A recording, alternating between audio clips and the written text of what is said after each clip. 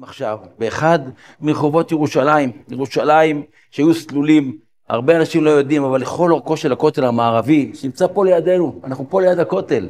הכותל המערבי הוא 477 מטר, אנחנו במשכו של הכותל. היה ריצוף לכל אורכו של הכותל המערבי, אנחנו יודעים עכשיו על אבני ריצוף שפה דרכו עולי רגלים, פה דרכו עם ישראל, כשעלו לרגל, שבאו לעלות לבית המקדש, בתקופת בית המקדש השני. אבל המצור יוצר מציאות שבניית הרחוב, סלילת הרחוב נעצרת. יש פה כל מיני סימנים שהכל פה נעצר. שימו לב, אבני ריצוף תקועים פה. הסלע הזו שהייתה אמורה להמשיך את המסלול, מישהו התחיל לאכול אותה, אבל הוא נתקע באמצע. יש פה הרבה סימנים של תקיעה שחשפו את המקום הזה, הוא לא היה חלל. הוא היה מלא בכל מיני מה שאתם רק רוצים, חול, אפר, צרורות, חרסים וכו'. וכל שכבה, מורידים שכבה ושולחים אותה למעבדה, לבדוק חרסים וכו', כדי לדעת לתארך את השכבה. שהגיעו פה לשכבה מסוימת בסמוך לרצפה, מצאו חומר אורגני.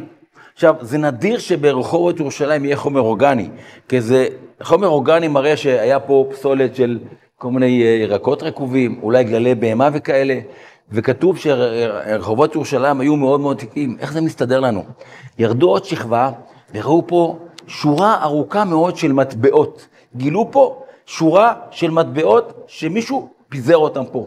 חברים, זה מחזיר אותנו לאחת הגמרות הקשות ביותר, זה אחת הגמרות שמותר ללמוד בתשעה באב, הגמרה במסכת גיטין, פרק הנזקין, דף נ"ו, מביאה פה את הסיפור של מרתה בת בייטוס.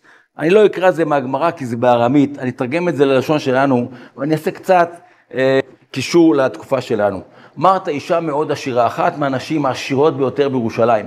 היא קמה בבוקר, פותחת את הווילון הוונציאני שלה, מעיפה מבט החוצה, אנשים כפוני רעב, נפוחי רעב, מושלחים ברחובות, אנשים מתים, אנשים נפחו את נשמתם מחוסר אוכל, אבל היא אישה עשירה, יש לה כסף.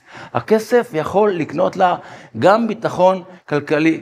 היא פותחת את הכספת, מוציאה כמה מטבעות זהב, קוראת לעבד שלה, בוא, לך למאפייה, יכול להיות שפה הייתה, בין העמודים היה פה מחקר מסחרי, יכול להיות שאחד מהם פה הייתה מאפייה, לך למאפייה, תראי לי בבקשה בגט חם, אבל כזה שקרנצ'י, שעכשיו יצא מהתנור. הוא רץ למאפייה, סליחה, יש בגטים? לא, נגמר, רעב, הכל נחטף, יש לכם לבן אם אתה רוצה. גבירתי מאוד מפונקת, אני לא בטוח שהיא תרצה, אני רץ לשאול. רץ, מרתה, נגמר הבגט, אבל יש לכם לבן להביא לך? כן, רוץ, לפני שיגמר, תביא לכם לבן.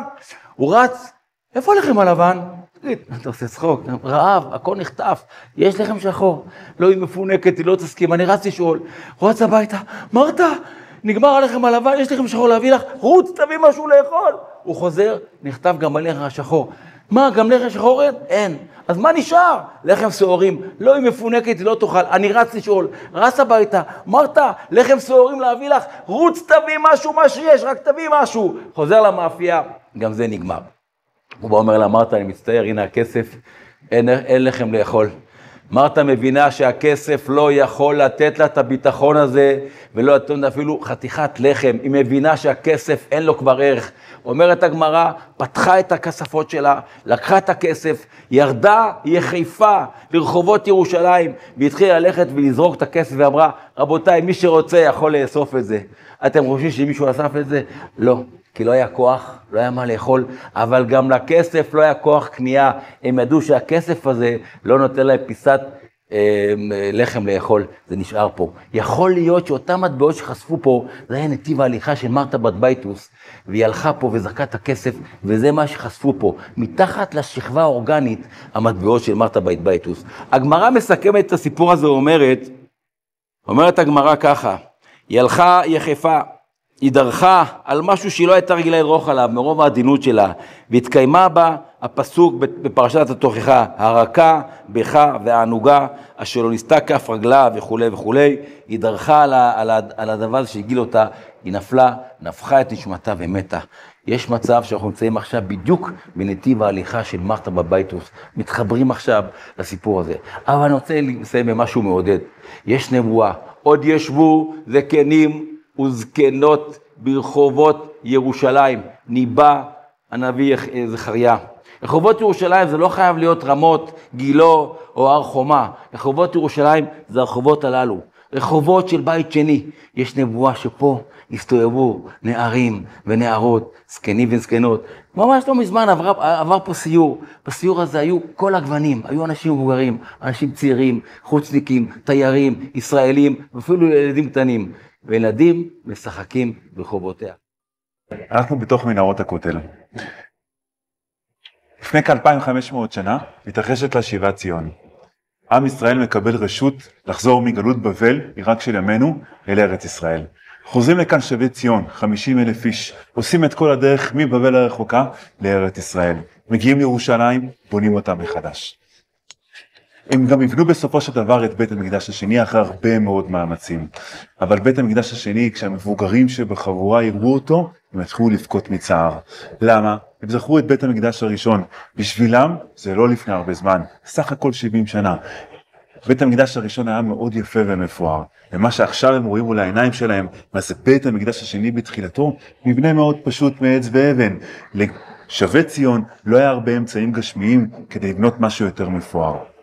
הנביא חגי שנמצא במקום מבטיח להם, אל תדאגו, גדול יהיה כבוד הבית האחרון מן הראשון. בית המקדש השני יהיה הרבה יותר מפואר מבית המקדש הראשון. אחרי הרבה מאוד שנים ישלוט בירושלים המלך הורדוס. והורדוס שלא אהב את תלמידי החכמים שלא הכירו במלכות שלו, הרי הוא לא מזרע המלוכה, הרג את כולם. למעט אחד, בבא בן בוטה, שאותו הוא מעבר, וכבר לימדו אותנו חז"ל, שעיוור חשוב כמת. במשך כמה וכמה פעמים הוא מגיע אליו, והוא מנסה לשכנע אותו, בלי שכמובן בבא בן בוטה יודע עם מי הוא מדבר, כי הרי הוא עיוור, מנסה לשכנע אותו לקהל את המלך הורדוס. אבל בבא בן בוטה, שנאמן לאיסור לקהל מלך, לא מוכן. וכשהורדוס רואה שתלמידי החכמים הם אנשים נאמנים, ישרים וצדיקים, מצטער על זה שהוא פגע בהם, ומבקש כפרה מבבא בן בוטה. אבל איך אפשר לכפר על מישהו שהרגת, במיוחד אם הוא תלמיד חכם? ולכן בבא בן בוטה מייעץ לו, אתה חיבית אורו של עולם, פגעת בתלמידי חכמים שמרבים אור ושלום בעולם, תרבה אור בעולם, תשפץ את בית המקדש השני. והורדוס ניגש למלאכה. חז"ל ילמדו אותנו במסכת תענית שהייתה סייעתא דשמיא כל כך גדולה שהגשמים ירדו אך ורק בלילה, כדי לאפשר במהלך היום לבנאים לשפץ, לחדש ולייפות את בית המקדש השני. עד כדי כך שחז"ל לימדו אותנו במסכת סוכה, מי שלא ראה בניין הורדוס, מי שלא ראה את בית המקדש השני אחרי השיפוץ שלו שהוא עשה לו, לא ראה בניין נאה מימיו. כאן במנהרות הכותל יש לנו דגם יפהפה שמראה את בית המקדש השני אחרי השיפוץ שהורדוס עשה לו. בואו ניכנס ונראה. מי שלא ראה בניין הורדוס, לא ראה בניין נאה מימיו. תראו איזה יופי, הר הבית במלוא הדרו. יש לנו 4 כתלים שמקיפים את הר הבית מסביב. הכותל המזרחי, כאשר הר הזיתים נמצא כאן, הכותל הדרומי, עיר דוד נמצאת פה בהמשך, הכותל הצפוני נמצא שמה, וכאן, כאן, זהו הכותל המערבי, שריד בית מקדשנו. הכותל המערבי במשך הרבה מאוד שנים היה הסימן והסמל שיום אחד עוד נחזור לכאן. זהו הכותל המערבי.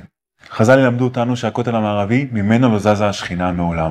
ולמרות הניסיונות של הרומאים להחריב אותו אחרי חורבן בית המקדש השני, בדרך נס ופלא הוא נשאר עד ימינו, שריד בית מקדשנו, שעד היום אנחנו יכולים לבוא ולהתרפק על אבני הכותל המערבי. זו רחבת הכותל של ימינו. כשהכותל המערבי, באורך שלו, הוא כמעט 0.5 קילומטר אורך, זה כל מה שאתם רואים כאן. אבל רחבת התפילה של ימינו היא חלק קטן מהכותל המערבי שחשוף לעין. כי במהלך השנים הכותל המערבי התכסה על ידי הבתים של העיר העתיקה. אנחנו עכשיו נמצאים במנהרות הכותל ממש פה. כשאני אומר פה, זה אומר שאנחנו מסתכלים ממולנו ואנחנו רואים את קודש הקודשים, פסגת הר המוריה. החלק האחורי של בית המקדש זה החלק הכי חשוב. שמה אבן השתייה נמצאת, בימי בית המקדש הראשון, ארון הברית נמצא שמה, הכהן הגדול נכנס לשמה פעם בשנה, יום אחד בשנה, ביום הכיפורים, ומתפלל בשביל כלל ישראל.